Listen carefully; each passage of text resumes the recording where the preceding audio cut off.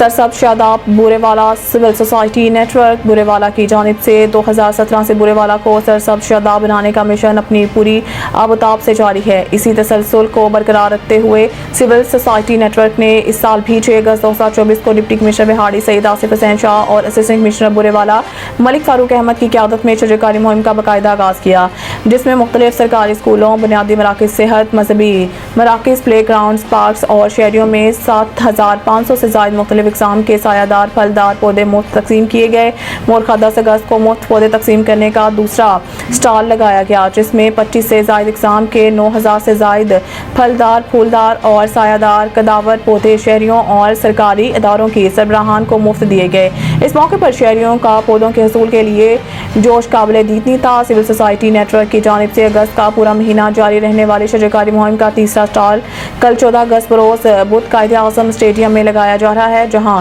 4900 पौधा मुफ्त तकसीम किया जा रहा है। सिविल सोसाइटी नेटवर्क के हर फर्द को इस बात पर फख्र है कि बूरेवाला में शजरकारी और दरख्तों और पौधों से प्यार का जो शऊर सिविल सोसाइटी ने दिया है वो आज तक कोई ना दे सका। इस मुहिम में अगस्त 2024 में कुल 40,000 से ज़ायद पौधे मुफ्त तकसीम किए जाएंगे और इंशाअल्लाह मुस्तक़बिल में भी सिविल सोसाइटी नेटवर्क अपना ये मिशन जारी रखेगा।